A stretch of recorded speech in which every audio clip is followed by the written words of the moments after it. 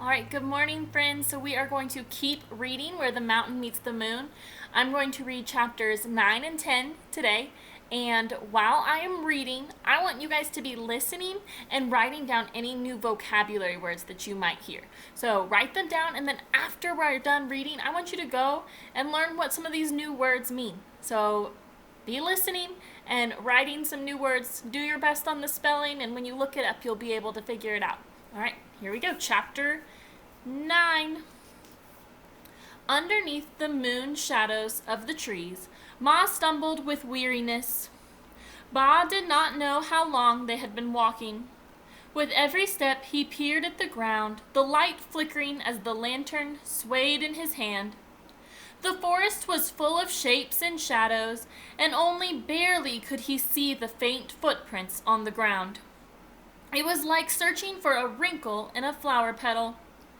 As Ma tripped, he steadied her with his arm.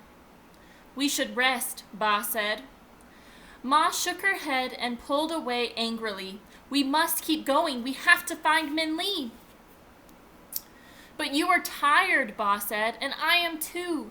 We can rest and afterward we will be able to continue faster." "I am not tired," Ma said fiercely. Her irritation seemed to give her energy. "If you are tired, you can rest, but I will continue to look for our daughter." "We should stay together," Ba said quietly. "If you wish to stay with me," Ma said, "then you will have to keep going." Ba sighed and took out another candle for the lantern. The light from the lamp kept away the forest animals, but it could do nothing for Ma's fury. Her resentment seemed to darken with the fading moon. But as they walked, the morning bloomed in the distance. Its light slowly lifted over Ma and Ba through the veil of tree branches, so he could finally blow out the candle in his lantern. He looked at Ma and could see that her bitterness was only sharper in the softening sky. "If Min Li stopped to rest," Ba said, "we may catch up with her soon." "When we find her," Ma said, "she must know that she is never to do this again. Never." "Now, wife," Ba said, "Min Li did not leave to cause us harm." "No," Ma said, her words cracking the air around her. "She left to find a fairy tale. Never-ending Mountain and the Old Man of the Moon? Of all the foolish things." "Stories are not foolish," Ba said again in his quiet way. "Says you," Ma said, "because you are the one who filled her with them, making her believe she could change our miserable fortune with an impossible story. Ridiculous." "Yes," Ba said, "it is impossible, but it is not ridiculous." Ma opened her mouth again, but stopped, for up ahead there was a noise of breaking branches. It was the sound of someone pushing through the forest. Ma and Ba looked at each other. "Min Li," Ma said. Forgetting their fatigue and frustration, Ma and Ba began to run through the woods. Ma ignored the branches that scratched her, and Ba let his hat fall to the ground as they rushed toward the unseen person. "Min Li," they called, "Min Li." But as they burst upon the figure ahead, they stopped in shock.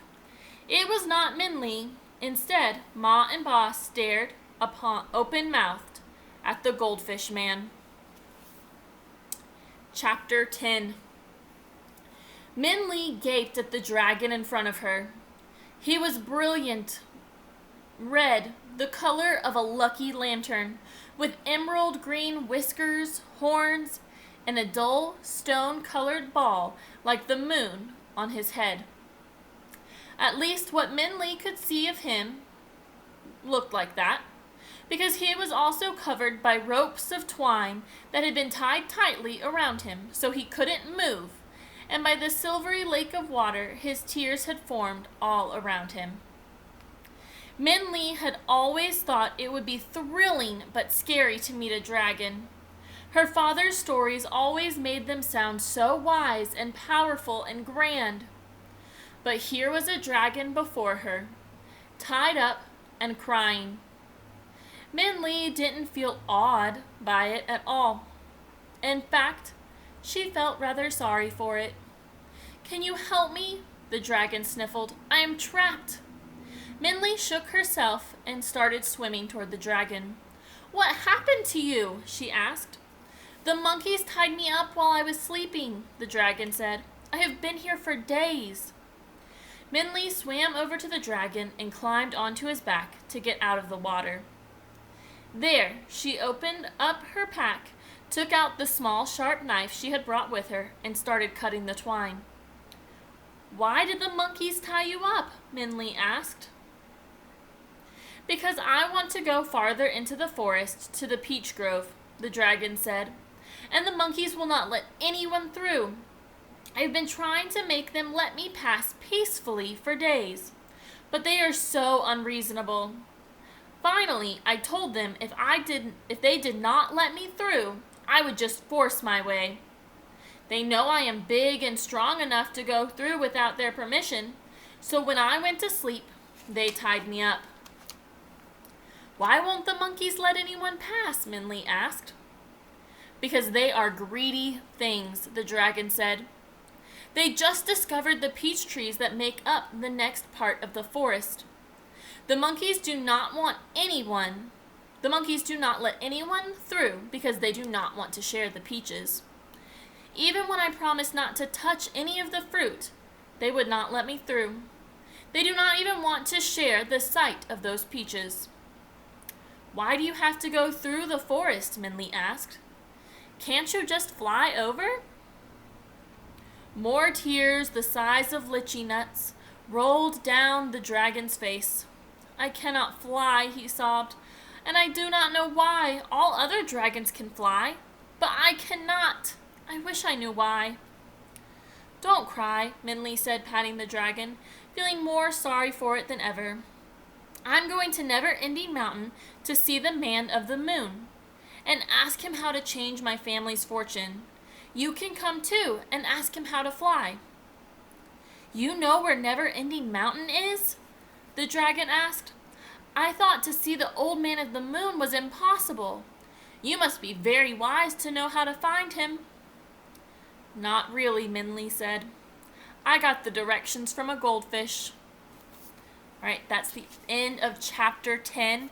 So I hope you guys found some words. If not, you can listen through again and go and learn the meaning of some new words.